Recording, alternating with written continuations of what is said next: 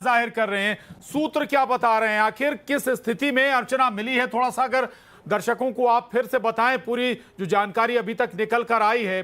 किसके उसके साथ कौन कौन था? अर्चना तिवारी के साथ कौन था? क्या किसी और को भी अरेस्ट किया गया है अर्चना के साथ जो था, या फिर किस स्थिति में क्या कुछ बरामद हुआ है अर्चना के पास से? क्या और आगे का प्लान था? कुछ और अगर डिटेल अभी तक सामने आई हो मनोज। बिल्कुल, जिस तरीके से लखीमपुर खीरी से बॉर्डर से जुड़ा हुआ इलाका, जो धनगढ़ी का इलाका, वहाँ से अर्चना को बरामद किया गया।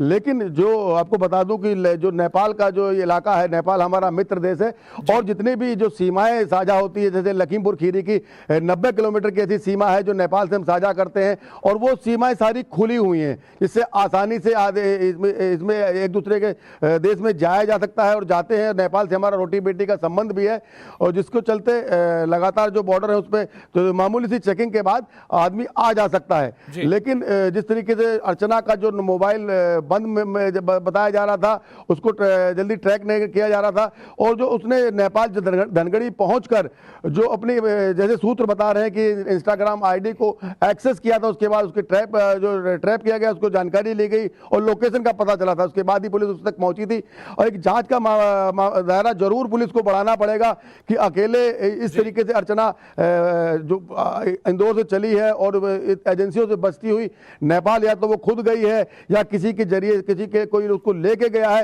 ये तो जांच के बाद मामले सामने आएगा। लेकिन जिस तरीके से जो अब तक की जो जानकारी सामने आ रही है, कहीं ना कहीं किसी ने उसकी मदद जरूर की है कि किस तरीके से जो अब तक बचती रही है, जब तक पहुंची है, या कुछ और मामला या ह्यूमन ट्रैपिंग का वही मामला हो सकता है। इसमें अभी कहना बहुत ही जल्दीबाजी होगी, क्योंकि जांच के बाद ही सब चीजें खुल के पर्दर सामने आएंगी जी।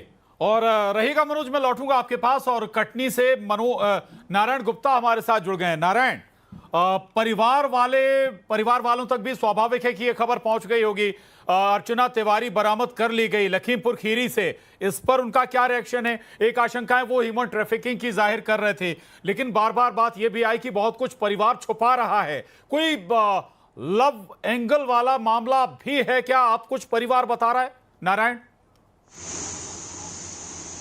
जी बिल्कुल, आपको बता दें कि पूरा मामला है अभी भी रहस्य है, चूंकि लड़की जरूर दस्तयाब हो चुकी है, लेकिन जो मामला है अभी भी जो रहस्य है वो बरकरार। चूंकि जिस तरह से आपने बोला लव एंगल है, या उसकी मदद कितने लोगों ने की, इन तमाम लोगों को लेकर अब तक कोई खुलासा नहीं किया है। जिस तरह से रेल एसपी ने ट्वीट करके जानकारी तो स्पष्ट कर दी है कि लखीमपुर इलाके से जो नेपाल बॉर्डर लगा हुआ है वहाँ से दस्तयाब की, लेकिन वो वहाँ कैसे पहुँचे, किन किन लोगों ने उसका साथ दिया, या सच में जिस तरह से कल ही जो न्यूज उनके परिजनों से बात की तो उन्होंने आशंका जो जाहिर कर रही मानव तस्करी की, क्या उस तरह से वो वहाँ पहुँची है।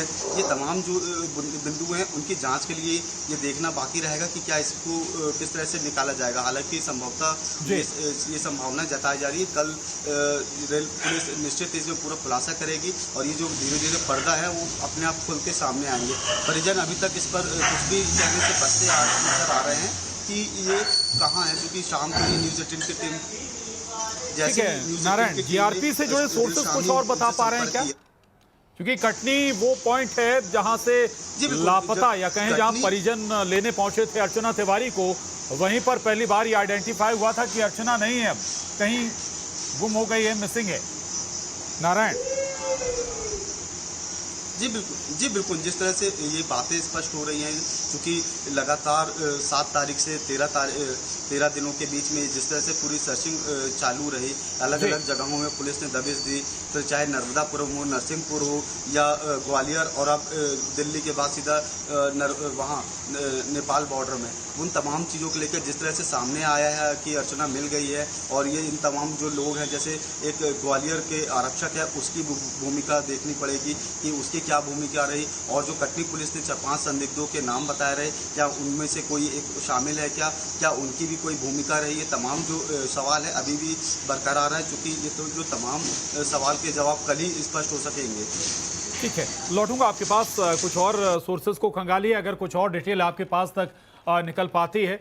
मनोज भी हमारे साथ बने हुए, ललित हमारे साथ बने हुए न्यूज रूम से। ललित, 2-3 बातें अब जरूर इन पर गौर करना होगा। परिवार, जो शुरुआत से एक बात कही जा रही थी कि परिवार शायद कुछ छुपा रहा है, और वाकई ऐसा लग रहा है कि कुछ छुपाया तो गया है। अचानक कैसे इतने दिन में लखीमपुर खीरी पहुंच जाती है अर्चना और अपना इंस्टाग्राम अकाउंट आइडेंटिफाई करती है, शायद ओपन करती है, जिससे उसकी लोकेशन ट्रेस हुई है और ह्यूमन ट्रैफिकिंग की शायद गुंजाइश कम हो। कोई दूसरा एंगल जरूर बनता हुआ नजर आ रहा है ललित यहां पर।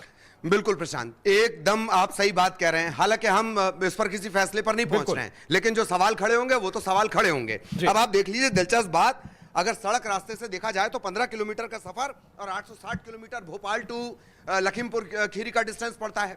ट्रेन से तकरीबन 15 घंटे का यह सफर पड़ता है, लेकिन 12 से 13 दिन हो गए और यह कहानी पूरी इसी तरह घूमती गई। हम ये नहीं कह रहे हैं कि कौन गया, अपनी मर्जी से गया नहीं गया, लेकिन जिस एंगल की तरफ आप इशारा कर रहे हैं कि उसका जो परिवार है, उसके ताऊ जी आ रहे हैं, उसका भाई आ रहा है, उसकी मम्मी आ रही हैं, अर्चना की बार बार वो सामने भी आ रहे थे, लेकिन एक जो तड़प होती है अपनी बेटी के लिए या नाराजगी होती, स्वाभाविक रिएक्शन पहला होता है। जैसे राजा के केस में स्वाभाविक रिएक्शन पहला कि शिलोंग पुलिस गलत है, लेकिन यहां इस तरह के कोई आरोप प्रत्यारोप उठाई नहीं गए। बार बार पुलिस की तरफ से इस बात का इशारा जरूर होता कि परिजन कुछ छिपा रहे हैं, परिजन कुछ छिपा रहे हैं। आज ये बात पता चल रही, आज ही का पेज देख लीजिए, नारायण ने अपडेट ये दिया हमें कि कटनी से परिवार वाले कह रहे हैं हमें कोई जानकारी नहीं है जी। पुलिस ये कह रही है कि अर्चना की लोकेशन दिल्ली में मिली है। एक जो कांस्टेबल है ग्वालियर का, वो क्या कह रहा है, वो ये कह रहा है कि मां से बात करवा दी गई है और लड़की जो है वो ठीक है। तो ये मामला ग्वालियर से होता हुआ उत्तर में उस जगह जाकर पहुंचता है जो नेपाल का बॉर्डर है, लखीमपुर खीरी वाला जो इलाका है। तो इतना क्या पेचदार है। और सबसे बड़ी बात, नेपाल का रास्ता आप जानते हैं, अभी आपने खुद बताया कि ह्यूमन ट्रैफिकिंग का एक वो इलाका है, मतलब जाहिरा तौर पर वो स्किप वाली जगह है। नेपाल की जो बॉर्डर एरिया है वो स्किप वाला है, वहां से जाने लोग भागने की फिराक में जब रहते हैं तब नेपाल से और उस रास्ते का इस्तेमाल करते हैं। आखिर अर्चना वहां क्यों है? तो परिजनों की भूमिका और अब भोपाल जीआरपी, इनकी जो पड़ताल है और इनकी जो थ्योरी है उस पर सबकी नजर रहेगी। लेकिन इतना तय है कि 12-13 दिनों से हम भी लगातार इस बात को देख रहे हैं कि भाई ये सुराग, ये जंगल, वो ट्रैक, ये खेत, एक एक जगह तलाश ली गई। और उसके बाद याद करिए हमने क्या एंगल दिया कि भैया जमीन खा गई या आसमान निकल गया, या आसमान निकल गया। और वही हुआ। जब तक आप इसमें मतलब आपकी कोई भूमिका नहीं रहेगी तो सवाल ऐसे ही उठेगा। आप खुद देखिए किस तरह से पटरी पर पुलिस वाले एक एक साक्ष्य तलाश रहे हैं, लेकिन कहीं कुछ नहीं मिल रहा। बिल्कुल ठीक बात है। लौटूंगा ललित आपके पास। मनोज हमारे साथ बने हुए हैं लखीमपुर खीरी से। मनोज, कुछ और अपडेट अगर आपके पास कुछ नया आया हो? ये बात 2-3 जो निकल कर आई हैं कि भाई लखीमपुर में अगर मिली है तो कुछ क्या मकसद हो सकता था, क्या मकसद था, आखिर मोटो क्या था वहां पहुंचने का? क्या वाकई बॉर्डर पार करने का प्रयास वहां से किया जा रहा था? थोड़ा सा बॉर्डर पर स्थिति क्या होती है वो भी बताइएगा। क्या सिचुएशन होती है अगर किसी को नेपाल बॉर्डर क्रॉस करना हो? कोई स्लिप बनती है या फिर सामान्य तौर पर लोग आ जा चले जाते हैं इस तरफ बॉर्डर के, इस तरफ या उस तरफ? मैं उसमें एक ऐड ऑन चाहूंगा प्रशांत। जी मनोज में एक ऐड ऑन मनोज आ रहा हूं, 1 मिनट। मनोज में एक ऐड ऑन कर रहा हूं इस सवाल में। एक, प्रशांत यहां से नेपाल भागना चाहते हैं। 2, ललित प्रशांत को किडनैप करके नेपाल के रास्ते बाहर भागना चाहते हैं। दोनों परिस्थितियों में उस बॉर्डर का महत्व समझाइए मनोज प्लीज। बिल्कुल, जैसे इस जो अर्चना वाला मामला आया है, इसको अगर बात करते हैं तो 12 दिन आज हो गए हैं। अर्चना अपने इंदौर से चलती है, ट्रेन में बैठती है और चलती है, तो उसके बाद उसका सामान मिलता है, लेकिन अर्चना नहीं मिलती है। और लगातार 12 दिन से इसको ट्रैप किया जा रहा था। और अब जाके जो लखीमपुर खीरी का जो इलाका है उससे जुड़ा हुआ जो नेपाल का धनगढ़ी शहर है, वहां से उसकी लोकेशन मिलती है और बरामदगी होती है, उसको पुलिस ले जाती है। लेकिन उसकी बरामदगी कहीं ना कहीं संदेह का जरूर पैदा करती है। कहीं ना कहीं इस मामले में और लोग भी जुड़े हो सकते हैं, क्योंकि 12 दिन का लंबा समय है कि किस तरीके से वो आई है।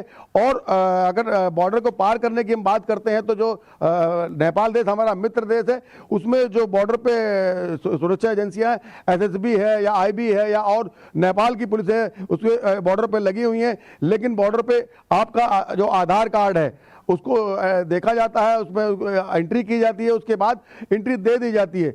लेकिन जो और इसके साथ साथ और तरीके भी जो लोग अपनाते हैं, अपराधी अपनाते हैं, क्योंकि नेपाल का जो भारत और नेपाल की जो सीमाएं हैं, जो जितनी भी सीमाएं जुड़ी हुई हैं वो ओपन सीमाएं, खुली सीमाएं हैं, जिसका फायदा उठाते हुए अपराधी या अराजक तत्व उसको पार कर सकते हैं।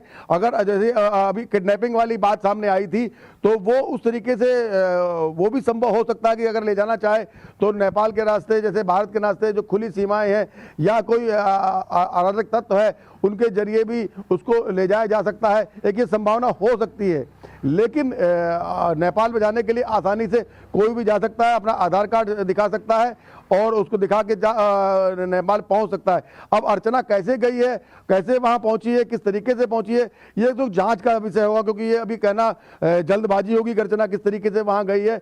जो सबसे बड़ी जो बात होगी, जो निगाह टिकी हुई है, जो भोपाल की जो जीआरपी पुलिस है वो उसको अर्चना क्या बताती है और उसकी प्रेस कॉन्फ्रेंस में सबकी निगाहें रहेंगी कि क्या चीज सामने आई है, क्या जांच में पता चला है कि अर्चना किस किस तरीके से कहां तक अब तक वो रही है। 12 दिनों में किसके साथ रही है, किसके जरिए नेपाल पहुंची है और कौन उसके हैंडलर मददगार हैं या कौन उनको लेके गया है, वो सब जांच का विषय रहेगा। ठीक है मनोज, लेकिन जो सिचुएशन में अर्चना मिली है, अगर उसकी कुछ जानकारी हो तो जरूर बताइएगा, क्योंकि ये भी